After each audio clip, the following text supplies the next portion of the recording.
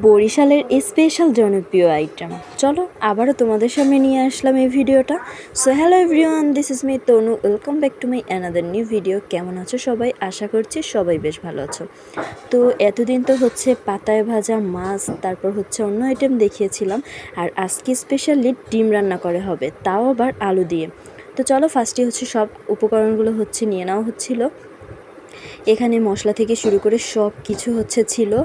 আর এখানে মশলার বলতে হচ্ছে কাঁচামরিচ ছিল, হচ্ছে হলুদের গুঁড়ো ছিল, মরিচের গুঁড়ো দেওয়া হয়েছিল, আর সাথে হচ্ছে পরিমাণ মতো লবণও দেওয়া হয়েছিল। আর এই যে পেঁয়াজ, রসুন আর হচ্ছে কাঁচামরিচ, এটা হচ্ছে ভালোভাবে বেটে নেওয়া হয়েছিল। বেটে দেন এখন এই যে সব আর কি মশলাগুলো দিয়ে দেন হচ্ছে এই ডিমটাকে এখন হচ্ছে মাখিয়ে রাখা হবে। এরপর হচ্ছে কলা পাতায় হচ্ছে হালকা তেল দেওয়া হয়েছিল, আর ডিমের ভিতরে হচ্ছে সরিষার তেল ব্যবহার করা হয়েছিল। এই যে কলা পাতায় এখন একটু তেল দিয়ে দেন হচ্ছে মেখে এখন ডিমগুলোকে আস্তে আস্তে সবগুলো হচ্ছে সাজিয়ে দেওয়া হবে।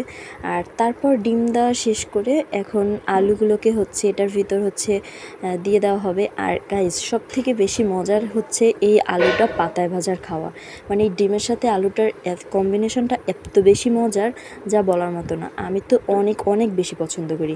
আর তোমরা অবশ্যই এভাবে খেয়ে দেখবে, কেমন লাগে অবশ্যই আমাকে কমেন্ট করে জানাবে। এ তো মশলাটাকে ধুয়েও দেন হচ্ছে জল দিয়ে দেওয়া হয়েছে। এরপর হচ্ছে ভালোভাবে এটাকে গুছিয়ে নেওয়া হবে। আর গুছিয়ে নেওয়ার পর হচ্ছে চুলোতে অল্প আঁচে দিয়ে দেন হচ্ছে এটাকে রান্না করা হবে বেশ কিছুক্ষণ।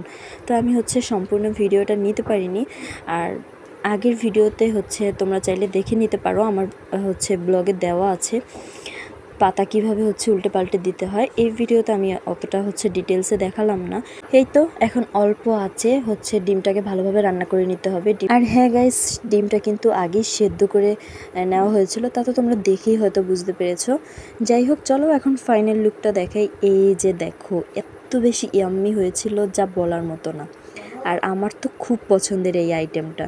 আর এই তো ছিল আমার ভিডিও আজকের।